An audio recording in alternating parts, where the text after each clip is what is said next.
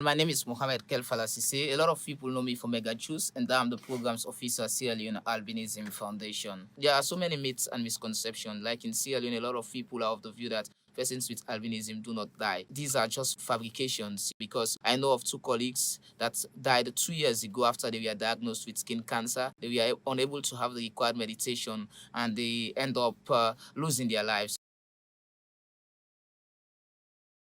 To have the protective cream, which we call the sunscreen, is very much expensive to say. It's just a sunscreen. Wherever you go, if you say you want the sunscreen, they know it's a protective cream for persons with albinism. But it's very much expensive. So persons with albinism, especially the layman, find it very much difficult to acquire it, or in other words, get it. About 3 years ago, we implemented a program titled Albinism for Activism Sunscreen Drive. That particular drive have seen us to be able to gather in plenty cream because there are people out there in the diaspora that do go and advocate for us. So what we do when we have the sunscreen, we call on our membership like twice a year and share the sunscreen to them. So if you are to be under the sun for, let's say, over 2 or 3 hours, it has a tendency to damage your skin. So that is why when we most times gather this cream, when we share it to them, we advise them that when you want to go out, you can apply the sunscreen on your body, and when you are out of the sun, you can go and say, best you can have your bath so that you can wash it off your body.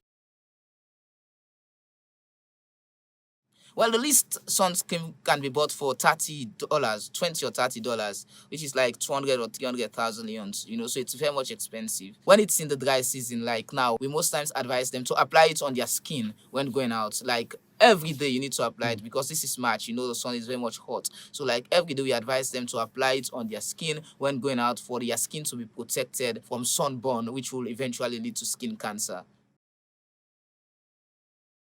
When we have people that have got requirements to go to the university, when they go into our office, we write the commission, and the commission in turn will write the registrar in that particular university or college that the person wants to attend. And at the end of the day, the fees will be waived off, and the person will attend freely. That's one major benefit we are having from the commission.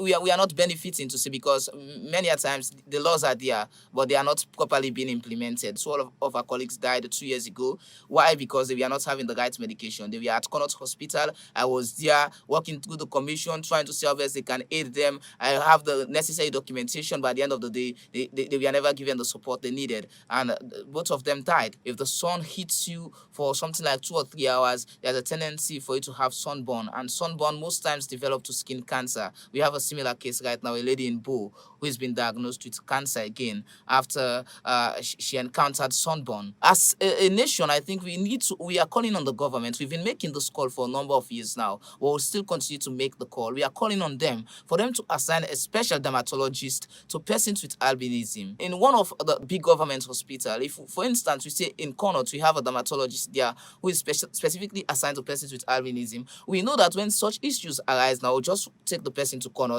We know that someone will be there to attend to that particular person. And we also call on government for them to be importing sunscreen whenever they are importing essential drugs that have got to do with drugs that will help in improving the health conditions of people. I think sunscreen is very much important to be among those essential drugs. And as well, they need to make sure that the laws that are there in terms of the free medical for persons with disability, they need to make sure that they monitor the progress being made so far, and at the same time they need to make sure that they monitor the people that are working in this particular hospital for them to properly implement these laws, because the laws are there but they are not properly implemented.